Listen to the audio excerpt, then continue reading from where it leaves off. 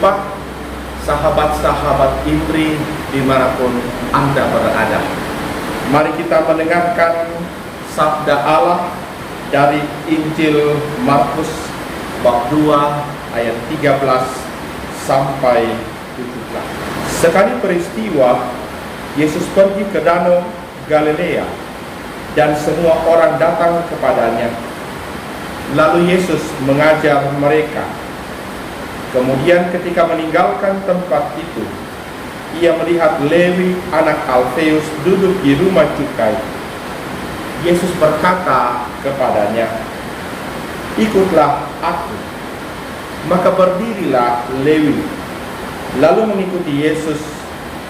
Kemudian ketika Yesus makan di rumah Lewi, banyak pemungut cukai dan orang berdosa makan bersama dengan dia dan murid-muridnya, sebab banyak orang yang mengikuti dia.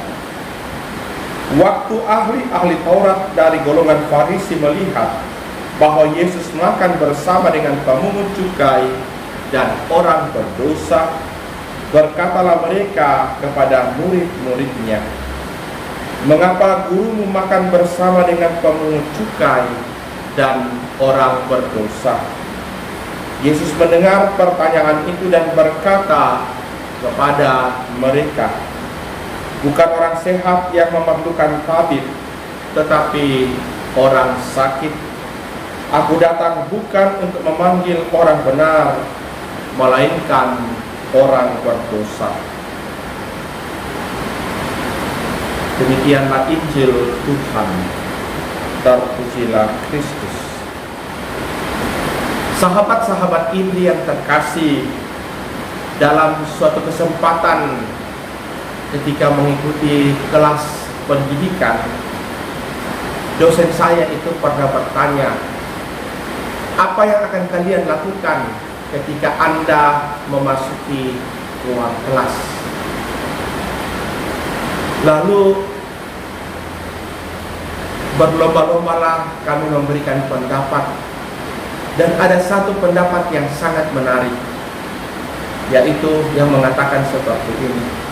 Yang saya akan cari adalah mana murid yang paling nakal di dalam ruang kelas itu.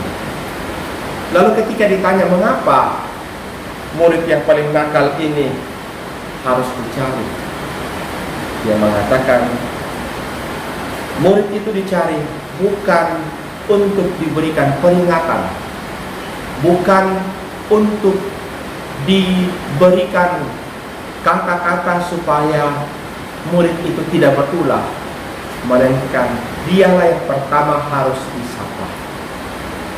Bahkan dia mungkin yang akan diberikan tanggung jawab untuk mengkoordinir kelas itu.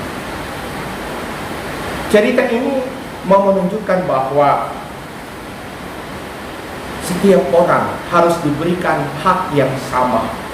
Setiap orang harus diberikan kesempatan, termasuk mereka yang selama ini dijauhi, mungkin karena sikap mereka, mungkin karena latar belakang hidup mereka yang gelap, yang kadangkala membuat orang takut bersamanya, mungkin karena mereka selama ini telah menjadi atau dianggap sebagai sampah masyarakat. Kadangkala sikap seperti ini muncul di dalam kehidupan kita sehari-hari. Kita menjauhi mereka yang dianggap sebagai orang-orang yang memiliki cacat secara sosial di dalam kehidupan kita setiap hari. Itulah yang terjadi dalam bacaan Injil pada hari ini. Para pemungut cukai, orang-orang berdosa, justru dianggap sebagai orang-orang yang dijauhi. Tetapi sebagaimana cerita saya tadi, justru Yesus mendekati mereka.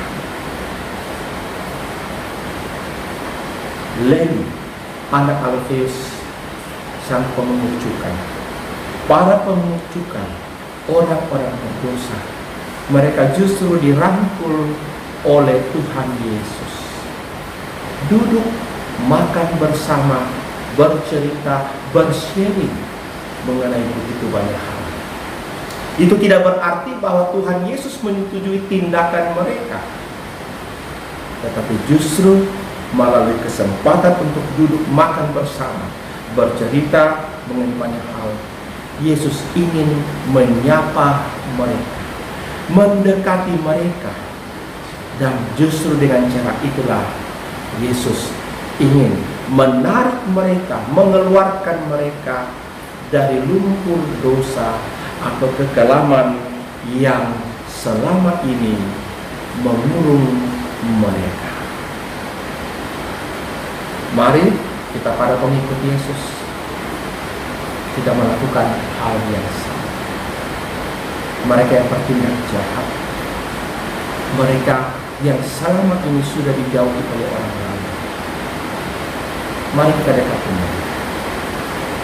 Mereka tetap merupakan ciptaan Allah, dan bahkan dalam sisi paling jahat dari saudara-saudara kita di sekitar kita itu pasti ada kebaikan, dan kebaikan inilah yang membuat kita harus mendekati mereka. Mereka juga anak-anak Allah, mereka juga saudara-saudara kita. Mari kita mendekati mereka, bukan menjauhi mereka atau membuat lebih banyak cerita buruk tentang mereka. Itulah misi kita, ikut serta dalam tugas Tuhan Yesus, ikut serta dalam panggilan yang dihidupi oleh Tuhan Yesus. Aku datang bukan untuk memanggil orang benar, melainkan orang berdosa, karena orang berdosa pun adalah milik Allah. Orang berdosa pun adalah orang-orang yang dikasihi oleh Tuhan Allah. Ingatlah, orang yang pertama diajak masuk ke Firdaus adalah penjahat yang disalibkan bersama-sama dengan Tuhan Yesus. Mari kita ingat, orang yang dianggap sebagai sampah masyarakat, orang jahat, orang yang sudah kita jauhi selama ini, mereka pun punya hak untuk diselamatkan. Semoga hari ini pewartaan kita, kesaksian hidup kita sungguh-sungguh meneladani apa yang telah dibuat oleh Tuhan Yesus Sang Guru kita. Mari kita berdoa.